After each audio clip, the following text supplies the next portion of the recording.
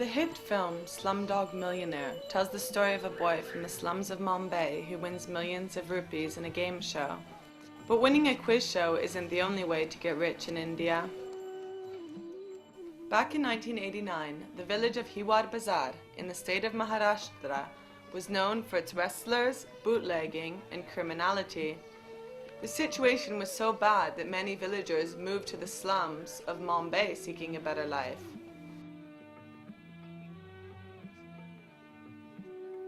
Today, Hiware Bazar has 52 millionaires. Not one family is below the poverty line, and the village regularly wins awards for being an ideal village.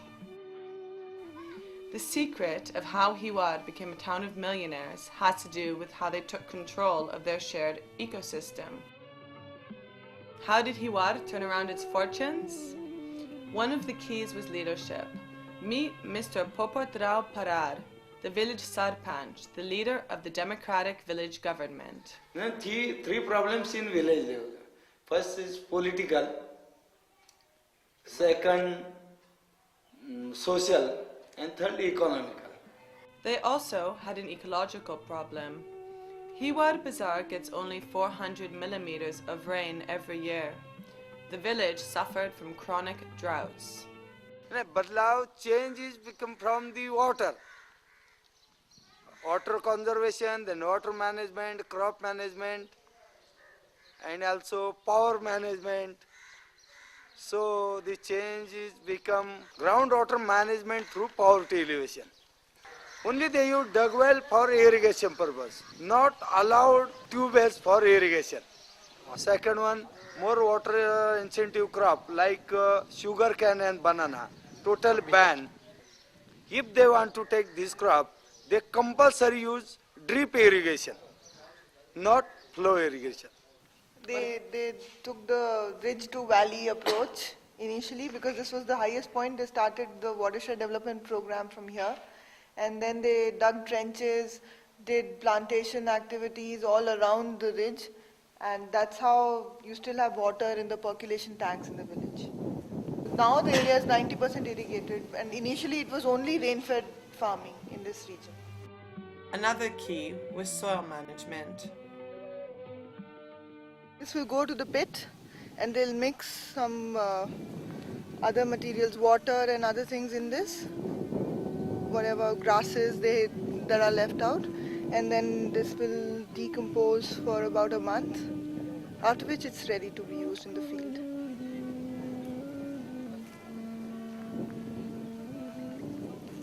Can you explain why you had a ban on grazing the cattle? Because we want to control soil erosion. Because the grazing animals, they disturb the grass and also tree plantation.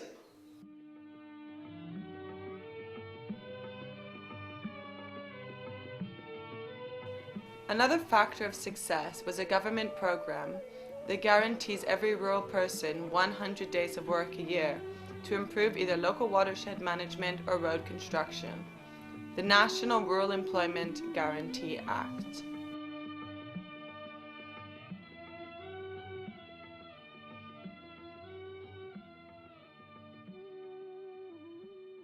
Total project cost is 42 lakh rupees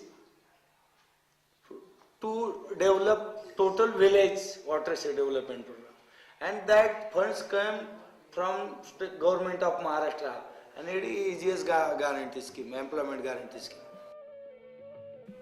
Hiware Bazar also took up the Ideal Village Rules, Adarsha Gram Yojana. This is based on free voluntary labor, ban on grazing, ban on tree cutting, a ban on liquor, and family planning. One child for one family. 20 years ago, if the family found out that there's a girl child in the womb, then they would get an abortion done, and there was no family planning whatsoever. So the women were in constant pressure to produce male heirs. Now it's no longer the case. Now there are some women in the village who've even got their operations done after one girl child. It's really nice for women in the village now. There's no discrimination now between boys and girls.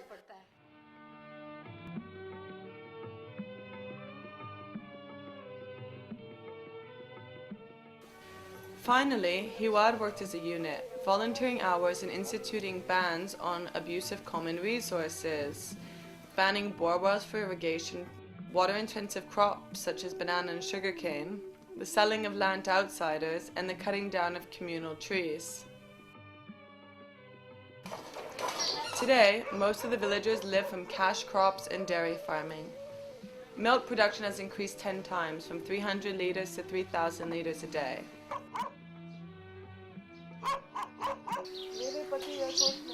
The dung is used as a fertilizer and also as a fuel in the form of biogas, which they use for cooking.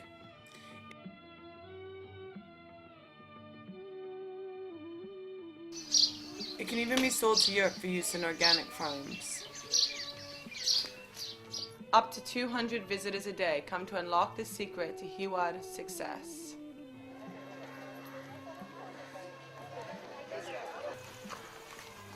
Yes. I was just amazed at how far this village has come in the past 10 years and where it started and where it is now, and I can just see it as it continues. It's just going to continually grow for the next, forever, I guess, and I can't wait to see where it is in the next 10 years. Slumdog Millionaire is a compelling film, but it is not an accurate depiction of the true face of poverty in India. 70% of the Indian population lives in villages. But poverty is not only about whether one lives on more or less than $1 a day. It is also about access to environmental resources that rural livelihoods depend on. Access to soil, clean water, and biomass. The GDP of the poor.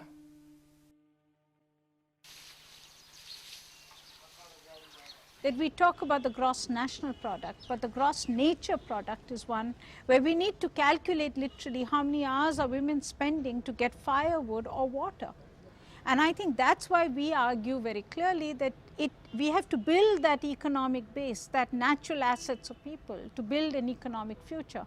And you can do that by doing forestry in a way that people actually can benefit from tree plantation. You can do that by doing conservation in a way that people can get the benefits of conservation. You can do that by doing agriculture in a way that it is much more sustainable. So I think all this must be understood, that it is really about poverty and about environment being two sides of the same coin. Hiware Bazar proves that locally based rural development is possible, and that if the resources from the Rural Employment Guarantee Act are invested in environmental capital, the returns are infinite.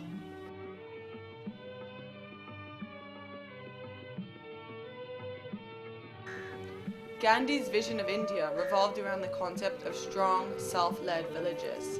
The Hiware model is a step in that direction.